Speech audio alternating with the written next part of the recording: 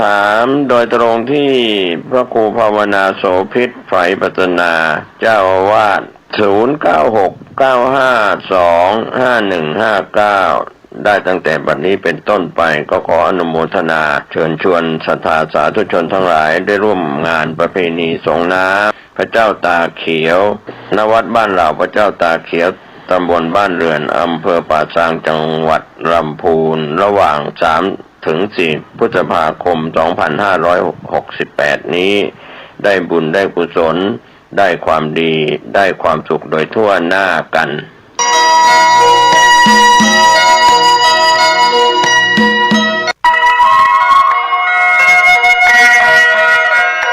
ขอเชิญพี่น้องชาวพุทธร่วมเป็นเจ้าภาพสร้างห้องสุขาห้องอาบน้ำเพื่ออำนวยความสะดวกแก่คณะศรัทธาสาธุชนที่จะเข้าปฏิบัติธรรมกรรมฐานณวัดบ้านเราพระเจ้าตาเขียวพื้นที่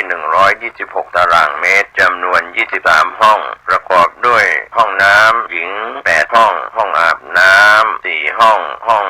สำหรับผู้พิการ1ห้องห้องน้ำชายแบ่งเป็นห้องสุขา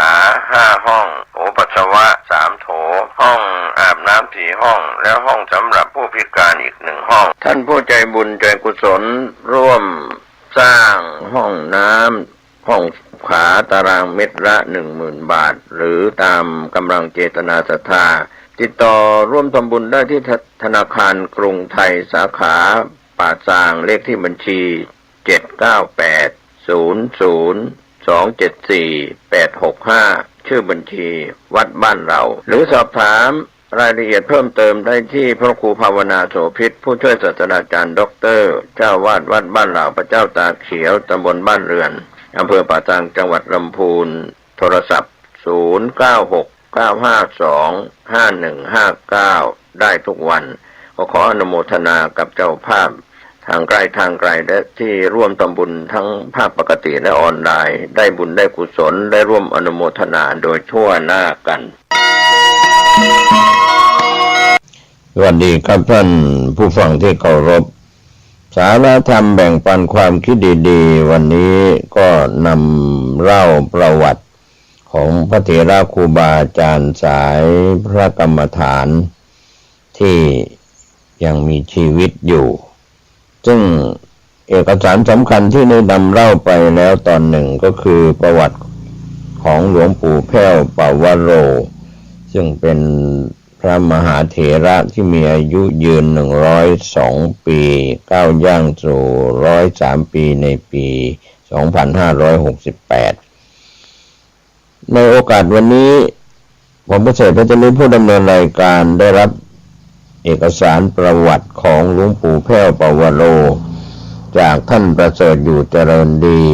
อดีตรองอธิบดีผู้พิพากษาภาค5และอดีตรองอธิบดีผู้พิพากษาภาค7ท่านเป็นศิษย์ของหลวงปู่แพ้วปวโรก็เป็นสาระสำคัญที่เราจะได้ศึกษาและทำความเข้าใจประวัติซึ่งเป็นเอกสารในฐานะที่ท่านประเสริฐอยู่เจริญดีได้พาผู้ดำเนินรายการเข้านมัสการหลวงปู่แพ้วปวโรในช่วงปี 2568 ต้นปีที่ผ่านมาก็ถือว่าเป็นบุญที่ได้มีโอกาสเข้ากราบนมัสการและได้รับรู้รับทราบถึงข้อวัดปฏิบัติได้เยี่ยมชมวัดของท่านซึ่งในปัจจุบันหลวงปู่แพ้วปวโรนั้นได้รับพระราชทานสมณศักดิ์ที่พระราชมงคลวชิราคมท่านดำรงตำแหน่งเจ้าอาวาสวัดรางหมันตำบลรางพิกุลอำเภอกำแพงแสนจังหวัดนครปฐมวันนี้ก็คงจะได้เข้าสู่ภายในที่เป็นเอกสารประวัติของหลวงปู่แพ้วปวโรคำสอนของหลวงปู่แพ้วปวโรกล่าวไว้ตอนหนึ่งว่าอันทรัพย์สินเงินทองของอาศัยทำฉะไหนจะมั่งมีดีอย่างเขาต้องขยันหมั่นเพียรเรียนทำเอาไม่ซบเซาเกียจคร้านการวิชากับอีก ต้องประหยัดจัดให้ถูกมันฝังปลูกมัธยัสถ์ถูกสัดส่วนทั้งรายรับรายจ่ายให้คู่ควรตามกระบวนการประหยัดรัฐบาลการประหยัดเป็นสมบัติของเศรษฐี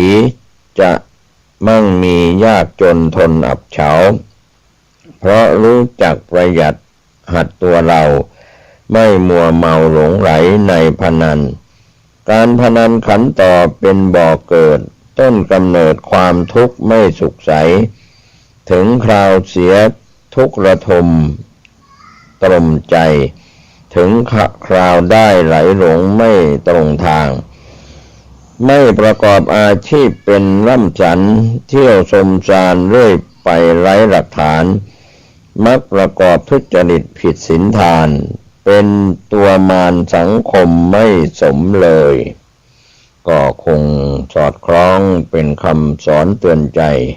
เรื่องของการพนันเป็นปากทางอบายมุขครับรัฐบาลใดๆรัฐบาลของประเทศไทยจะส่งเสริมมีบ่อนการพนันหรือมีบ่อนคาสิโนอะไรก็แล้วแต่ถือว่าเป็นความหายนะในหลักของศีลธรรมเรียกว่าปากทางแห่งความเสื่อมชื่อว่าอบายมุขประวัติของหลวงปู่แพ้วปวโรเดิมชื่อว่าแพ้วนามสกุลบุญยวัฒน์ชื่อเล่นแกะเกิดเมื่อวันแรม14ค่ำเดือน11ปีกุลตรงกับวันพุธที่7เดือนพฤศจิกายนพุทธศักราช2466เป็นบุตรของคุณพ่อพานและคุณแม่จุ้ยบุญยวัฒน์พื้นเพเดิมเป็นคนบ้านหนองม่วงตำบลเตาอิฐอำเภอบางแพจังหวัดราชบุรีมีพี่น้อง4คน1นายแพ้วบุญยวัฒน์2นายเล็กบุญยวัฒน์3นายใจบุญยวัฒน์4นายประเสริฐบุญยวัฒน์เมื่ออายุได้2ปีครอบครัวได้ย้ายมาอยู่ที่หมู่บ้านหลักเมตรตำบลทุ่งขวางอำเภอกำแพงแสนจังหวัดนครปฐมอาชีพเดิมของครอบครัวก็คือการทำนาฐานะพอเลี้ยงตัวได้โดยไม่เดือดร้อนต่อมาในปีพุทธศักราช2474โยมพ่อได้พาหลวงปู่แพ้วไปฝากเป็นศิษย์ณวัดหนองม่วงตำบลเตาอิฐอำเภอบางแพจังหวัดราชบุรีเพื่อให้เรียนหนังสือกับพระสงฆ์โดยหลวงปู่แพ้วอยู่ในความดูแลของหลวงพ่อหงส์เจ้าอาวาสวัดหนองม่วงได้ตั้งใจศึกษาเล่าเรียนจนถึงชั้นประถมมาศึกษาปีที่3ก็ต้องเลิกเรียนกลางคันเพราะด้วยความที่เป็นลูกคนโตโยมพ่อกับโยมแม่ต้องการให้มาช่วยงานทางบ้านเมื่อหลวงปู่แพ้วอายุได้20ปีได้บรรพชาณพัทสีมาวัดหนองปลาไหลอำเภอกำแพงแสนจังหวัดนครปฐมตรงกับวันที่15มิถุนายนพุทธศักราช2489โดยมีพระครูสุกิตธรรมสอนราชการว่างธรรมสโรอดีตเจ้าวาดวัดกำแพงแสนเป็นพระอุปัชฌาย์พระอธิการปานอารักุโควัดหนองปลาไหลเป็นพระกรรมวาจาจารย์อาจารย์สนั่นวัดหนองปลาไหลเป็นพระอนุสาวนาจารย์และได้ครองเพศสมณะในช่วงเริ่มณวัดหนองปลาไหลอำเภอกำแพงแสนจังหวัดนครปฐมเป็นเวลา1 เดือนจากนั้นก็ได้จาริกจรไปจำพรรษาที่วัดหนองม่วงตำบลเตาอิฐอำเภอบางแพจังหวัดราชบุรีเป็นเวลา8 พรรษาหลวงปู่แพ้วได้ศึกษาพระธรรมวินัยอย่างเคร่งครัดจนสอบได้นักธรรมตรีและนักธรรมโทและท่านมีหน้าที่สอนนักธรรมแก่พระภิกษุและสามเณรในวัดด้วยต่อมาในปีพุทธศักราช2494ได้มาจำพรรษาอยู่ที่วัดปรักไม้ลายอำเภอกำแพงแสนจังหวัดนครปฐมซึ่งขณะนั้นมีอาจารย์เฮงจันเองเป็นเจ้าวาดโดยหลวงปู่แพ้วได้เป็นครูสอนนักธรรมตรีและนักธรรมโทแก่พระภิกษุและส สามเณร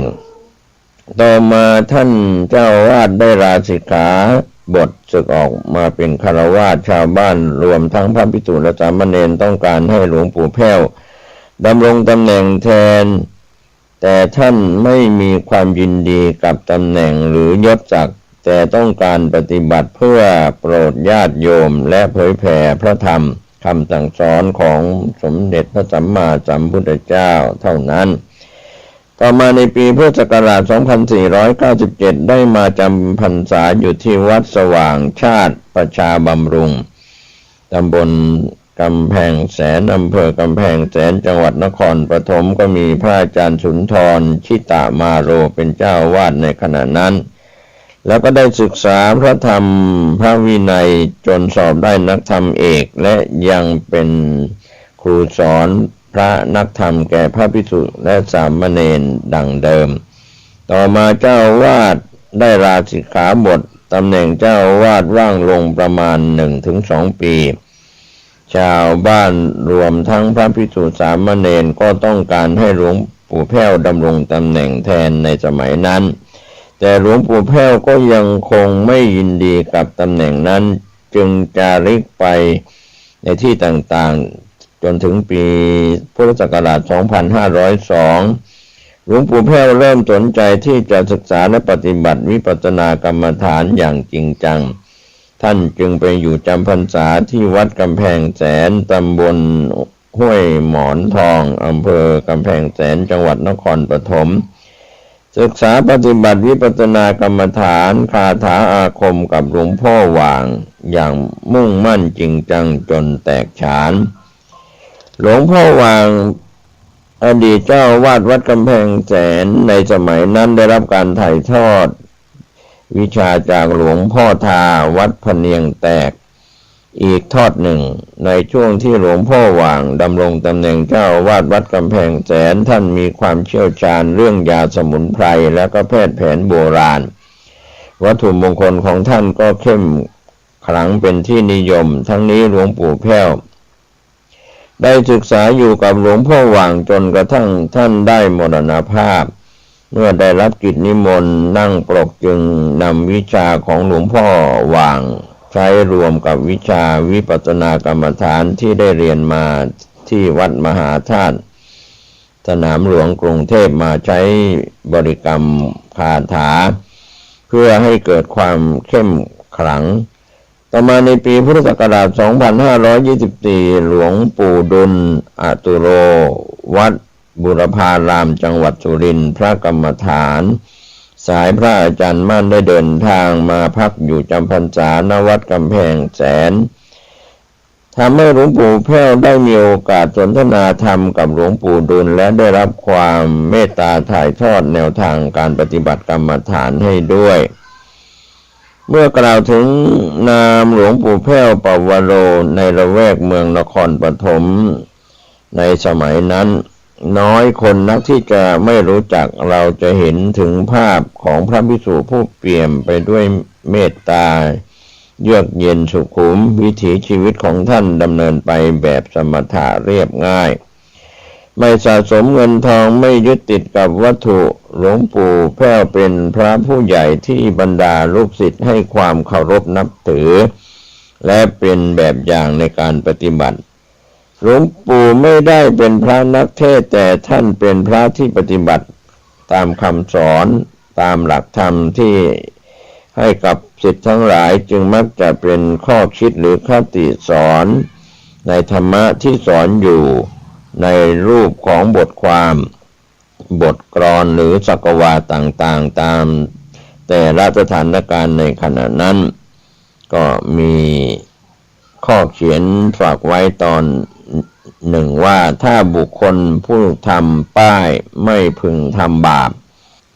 ช่วยไม่พึงพอใจในบาปนั้นเพราะการสั่งสมบาปย่อมนำทุกข์มาให้บุคคลผู้ต้องการบุญควรทำบุญนั้นบ่อยๆเพราะสั่งสมบุญย่อมนำสุขมาให้ก็จากพุทธภาษิตที่ลงนามว่าพระแพ้วปวโรได้เป็นการบันทึกไว้เป็นข้อเขียนเตือนจิตเตือนใจ ต่อมาในวันที่31มีนาคมพุทธศักราช2551ท่านได้ย้ายมาจำพรรษาที่วัดประชาราชบำรุงวัดรางหมันตำบลรางพิกุลอำเภอกำแพงแสนจังหวัดนครปฐมจนถึงปัจจุบันวัดประชาราชบำรุงชื่อเดิมวัดรางหมันเป็นวัดราชสังกัดคณะสงฆ์มหานิกายตั้งอยู่เลขที่258หมู่ที่5ตำบลรางพิกุลอำเภอกำแพงแสนจังหวัดนครปฐมมีเนื้อที่ประมาณ32ไร่เดิมชื่อวัดรางหมันเพราะที่ตั้งเดิมของวัดเป็นรางน้ำทิ้งและมีต้นหมันขึ้นบริเวณนั้นชาวบ้านจึงเรียกว่าวัดรางหมันต่อมาจึงได้มีการตั้งชื่อใหม่ว่าวัดประชาราชบำรุงมาจนถึงปัจจุบันในวัดนั้นมีสิ่งศักดิ์สิทธิ์ประจำวัดก็คือหลวงปู่ดำเป็นพระพุทธรูปทรงเครื่องปางมารพจนสมัยรัตนโกสินทร์ที่ประชาชนให้ความเคารพนับถือกันมากว่าศักดิ์สิทธิ์อย่างยิ่งวัตถุมงคลก็เป็นวัตถุที่ทรมานผู้ให้แต่ถูกใจผู้รับเป็นความหมายของหลวงปู่แพ้วที่เคยให้ไว้ว่าสิริอายุวัฒนมงคลครบรอบ85ปีในสมัยที่ท่านมีอายุครบ85ปีตรงกับวันที่7พฤศจิกายน2550ก็สำหรับแจกศิษยานุศิษย์เดิมทีหลวงปู่แพ้วท่านก็เห็นว่าเป็นการสร้างเพื่อสมทบทุนทำนุบำรุงถาวรวัตถุในวัดต่างๆอันจะเป็นการเผยแผ่และสืบทอดพระพุทธศาสนาให้มีอายุยืนยาวต่อไปอีกจึงได้อนุญาตให้สร้างกันไปตามสมควรเพื่อให้เป็นไปตามความประสงค์แล้วก็จะหยุดแต่ก็ไม่ได้เป็นอย่างที่หลวงปู่แพ้วตั้งใจไว้เดิมปัจจุบันนั้นมีการขออนุญาตและไม่ขออนุญาตในการจัดสร้างวัตถุมงคลของหลวงปู่แพ้วมากมายหลายรุ่นจนกลายเป็นพุทธพาณิชย์ไปแล้วซึ่งขัดกับความต้องการและตั้งใจจริงของหลวงปู่แพ้วอย่างร้ายแรงแต่จะมีใครสักคนที่เข้าใจแล้วไปถามความรู้สึกและเจตนาที่แท้จริงของหลวงปู่แพ้วซึ่งหลวงปู่แพ้วปวโรมีความตั้งใจเดิมอยู่แล้วที่จะหยุดสร้างวัตถุมงคลของท่านเองและท่านก็แสดงเจตนาที่ชัดเจนด้วยการเขียนหนังสือออกมาว่าต้องการให้หยุดสร้างวัตถุมงคลกันเสียทีสำหรับคาถาเสกวัตถุมงคลเข้มขลังของหลวงปู่แพ้วปวโรบอกว่ามีบทเดียวแต่สร้อยของคาถามีหลายแบบเช่นอาจจะบริกรรมว่าพุทธังหลีกธัมมังหลีกสังฆังหลีกบ้างก็บริกรรมว่าพุทธังแหวกธัมมังแหวกสังฆังแหวกหรืออาจจะบริกรรมว่าพุทธังแคล้วคลาดธัมมังแคล้วคลาดสังฆังแคล้วคลาดท่านกล่าวแนะนำว่าตำราคาถาของวัดและสำนักต่างๆในปัจจุบันนี้ส่วนใหญ่เป็นของเดิมที่สืบทอดจากครูบาอาจารย์ในอดีตหลายคนท่องคาถาถูกต้องตามอักขระชัดเจนแต่เหนือสิ่งอื่นใดจิตต้องนิ่งเป็นสมาธิคาถาจึงมีความเข้มขลังไม่ว่าจะเป็นพระหรือฆราวาสถ้าจิตนิ่งเป็นสมาธิบริกรรมคาถาบทใดก็เข้มขลังที่ขาดไม่ได้คือต้องตั้งอยู่ในศีลมั่นอยู่ในธรรมก็ยังมีวัตถุมงคลของหลวงปู่แพ้วปวโรอีกหลายอย่างที่ทางวัดพยายามรวบรวมนำเสนอคาดว่าจะจัดทำเป็นรูปแบบหนังสือสวยๆอีกเล่มหนึ่งก็กราบนมัสการและขอบพระคุณหลวงตาทุยกิติสาโรวัดสี่แยกเจริญพรคณะสงฆ์วัดสี่แยกเจริญพรคณะลูกศิษย์หลวงปู่แพ้วปวโรและพี่น้องชาวอำเภอกำแพงแสนจังหวัดนครปฐมทุกท่านที่อำนวยความสะดวกในการจัดทำภาพถ่ายรูปแบบนมัสการหลวงปู่แพ้วในรูปเล่มดังกล่าวนอกจากนั้นก็ยังมี ข้อแนะนำหนังสือดีๆลูกปัดและเครื่องประดับโบราณเป็นหนังสือภาพเกี่ยวกับลูกปัดโบราณในรุ่มน้ำป่าสักหนากว่า300หน้าพิมพ์4สีตลอดทั้งเล่มเน้นรูปภาพสวยสดงดงามมากเป็นหนังสือที่เหมาะสำหรับผู้ที่จะเริ่มต้นศึกษาเรียนรู้เรื่องลูกปัด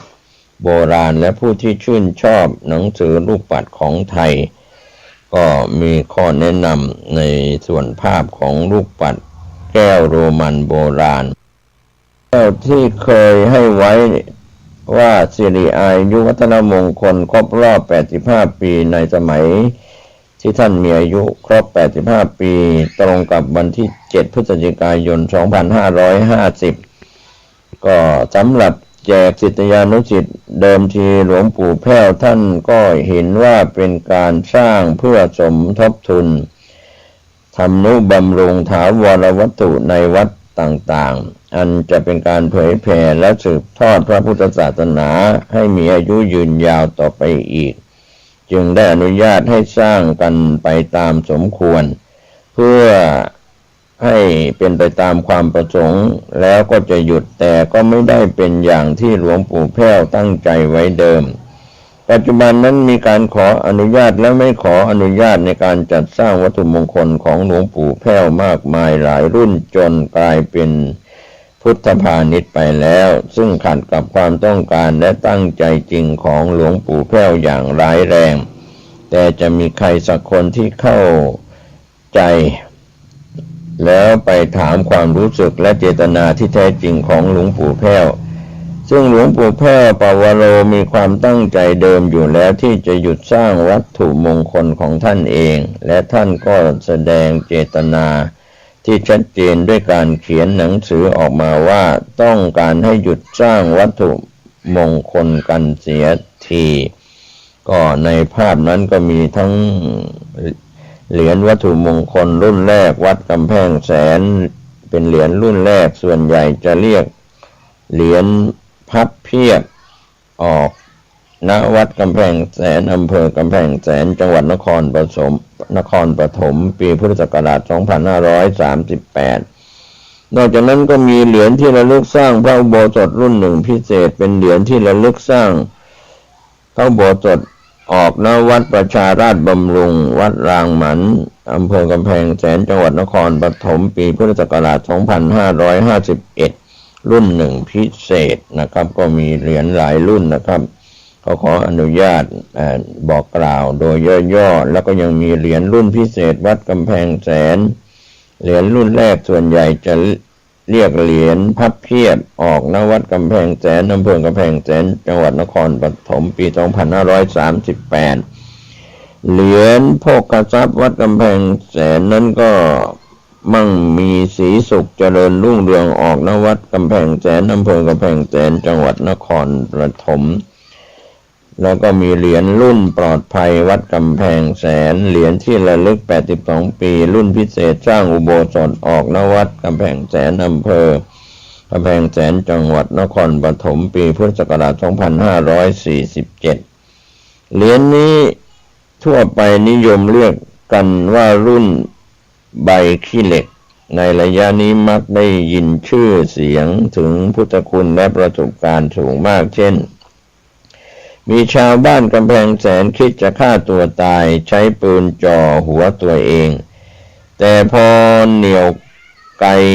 ปืนกลับไม่ทำงานบางรายปืนก็ทำงานแต่ลูกปืนไม่ออกทำให้ปืนแตกคามือและล่าสุดสามีภรรยาคู่หนึ่งโดนดักยิงปืนจี้ที่หัวคนร้ายกดไม่ยั้งแตกกระสุนด้านทุกนัดก็เป็นรุ่นปลอดภัยที่กล่าวถึงมีรุ่นปลอดภัยวัดกำแพงแสนเหรียญที่ระลึกพิเศษ82ปีออกณวัดกำแพงแสนอำเภอกำแพงแสนจังหวัดนครปฐมปีพุทธศักราช2547นะครับก็ในเอกสารนั้นมีภาพประกอบแล้วยังมีพระผงสมเด็จรุ่นแรกออกณวัดกำแพงแสนอำเภอกำแพงแสนจังหวัดนครปฐมพระผงสมเด็จรุ่นแรกนี้ เล่ากันว่าเป็นพระรุ่นแรกๆที่หลวงปู่แพ้วได้อธิษฐานจิตโดยมีลูกคณะศิษย์จัดสร้างขึ้นภายในวัดกำแพงแสนก่อนที่จะมีการสร้างเหรียญรุ่นต่างๆและสร้างจำนวนน้อยมากดังนั้นข้อสรุปในช่วงท้ายหลวงปู่แพ้วปวโรพระเกจิอาจารย์ผู้เปี่ยมด้วยเมตตามากด้วยบารมีเป็นที่เลื่อมใสศรัทธาของชาวอำเภอกำแพงแสนและใกล้เคียง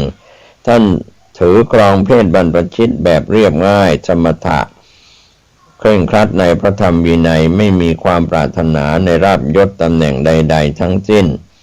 ด้านพระเครื่องของท่านก็เป็นที่กล่าวขานร่ำลือกันว่ามีพุทธคุณเข้มขลังที่สุดมีประสบการณ์แก่ผู้ที่บูชามากมายโดดเด่นใน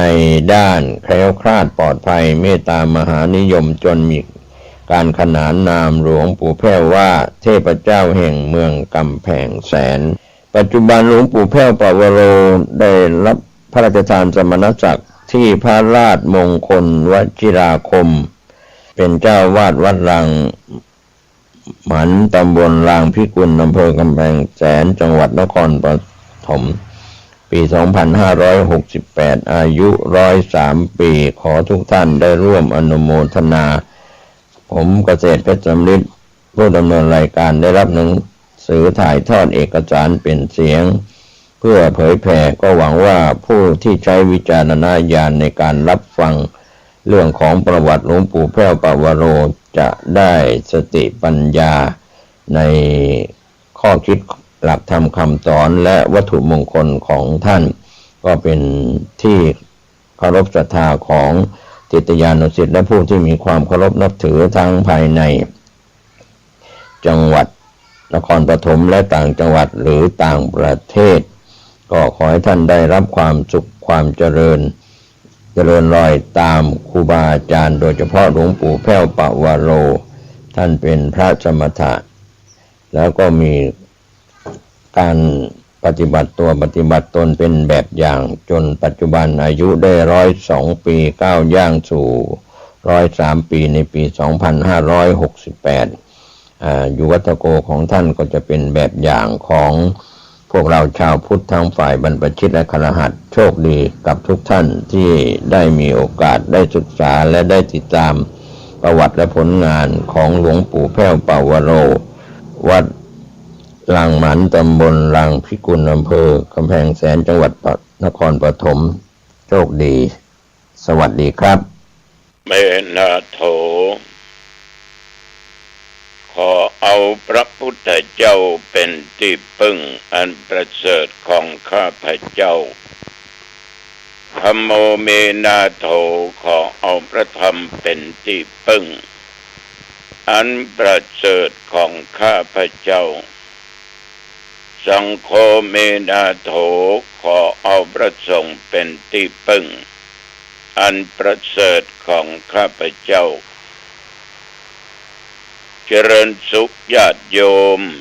ท่านสาธุชนท่านผู้ฟังทั้งหลายทุกท่านทุกคนมาพบมาปะกันอีกเช่นเคยเวลามกเอะมาปะกันเนาะในรายการปกิณกะแห่งธรรมะสปะสเปดผสมประสานกันไปนะเป็นประจำทุกวันในเวลาเดียวกันนี้และก็เป็นประจำทุกวันณทางสถานีวิทยุแห่งนี้เป็นเวลา30 นาทีโดยประมาณตัวเจ้าวัดหนองตองห่างดงจังหวัดเชียงใหม่ตนนี้นำเอาธรรมะข้อคิดผสมประสานเกี่ยวกับเรื่องราวคิดต่างๆมาอู้มาจาแก่ญาติแก่โยมท่านที่หุ่มฟังได้รับฟังกันขอสวดมนต์เจริญสมาธิไปในตัวเพราะการสวดมนต์ไหว้พระเป็นการฝึกจิตฝึกใจตั้งมั่นบ่ให้หวั่นไหวไป